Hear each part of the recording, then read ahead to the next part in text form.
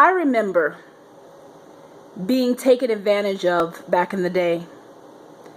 And I mean in terms of relationships with my girlfriends, with some guys I dated, and I'm not talking about physically, but I'm just talking about from a people pleaser perspective. It was hurtful. A lot of times I was angry.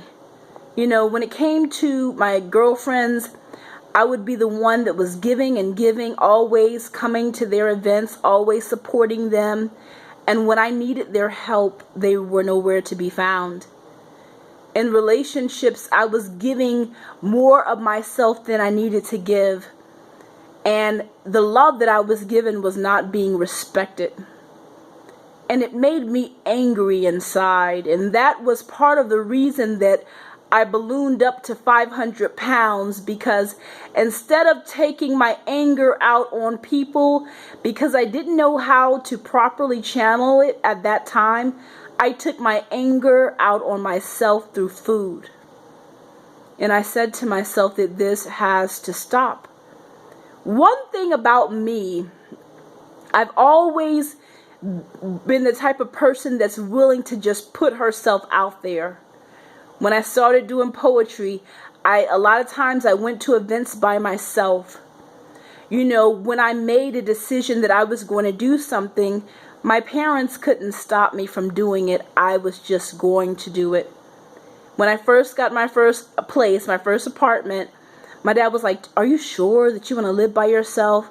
I said, "Sure, absolutely. I'm independent. I'm strong. I got this."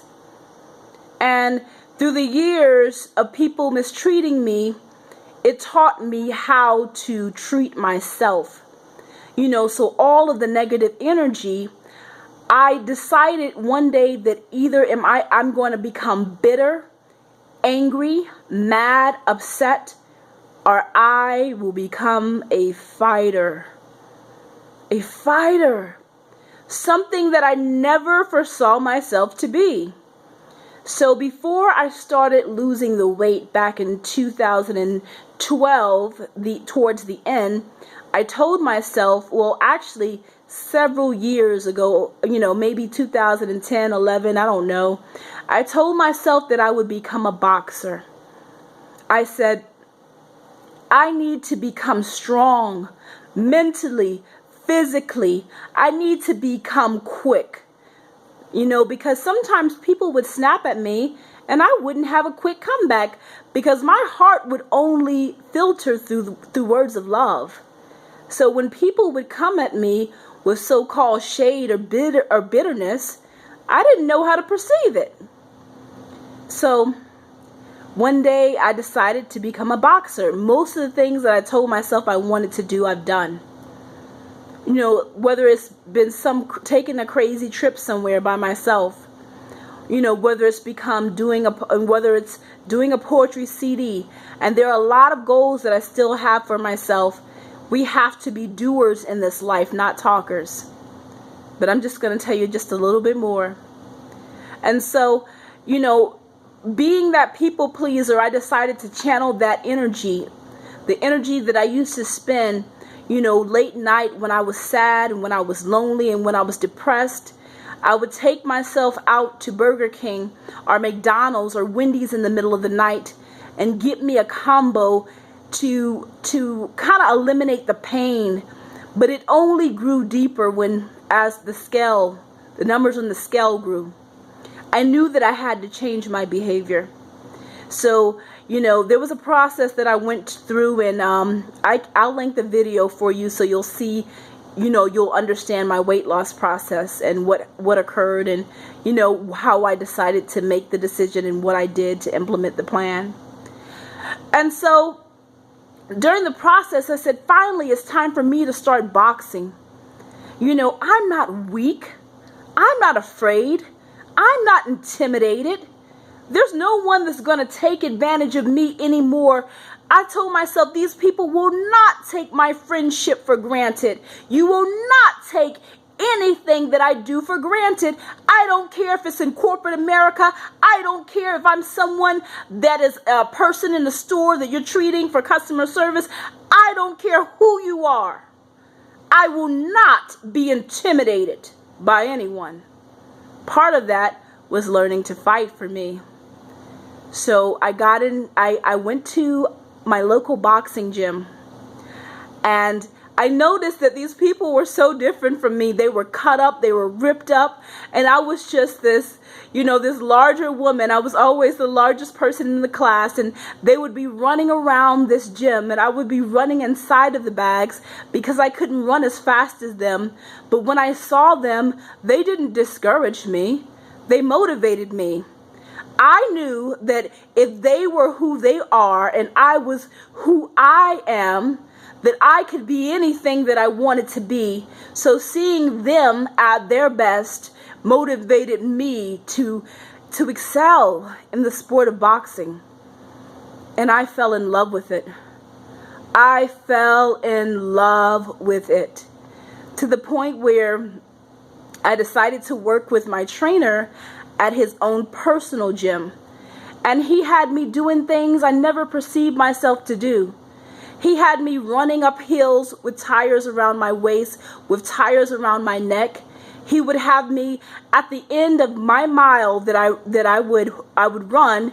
He would have me come back down the hill and take the tire off from around my waist and do 20 burpees. And then we would be pulling tires, we would be doing burpees, we would be doing all kind of lifting exercises, and then we would do boxing, always the last 30 minutes. I'm saying this to say that I was once a person that was lonely.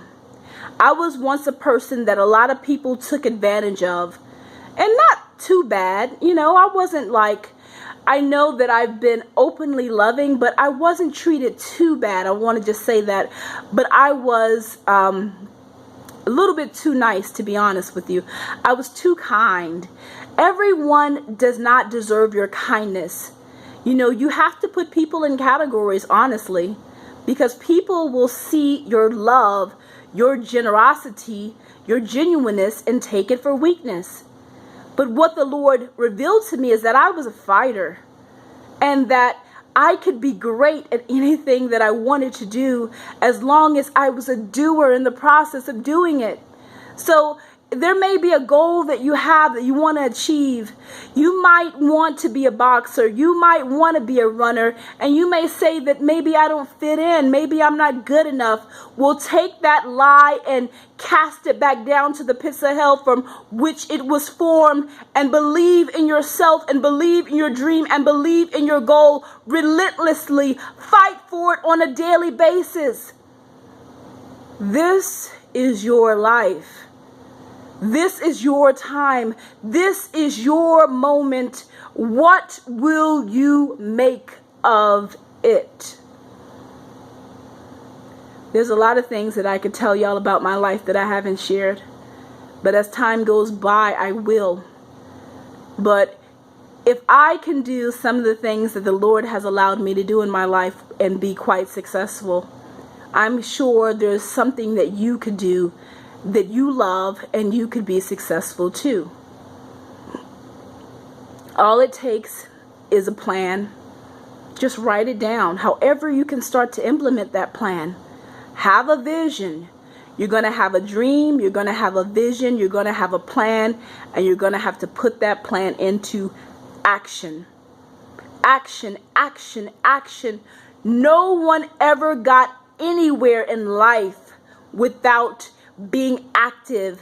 Faith without works is dead. So I just want you to know that it's so powerful that you don't limit yourself based off sight, based off what you see or feel.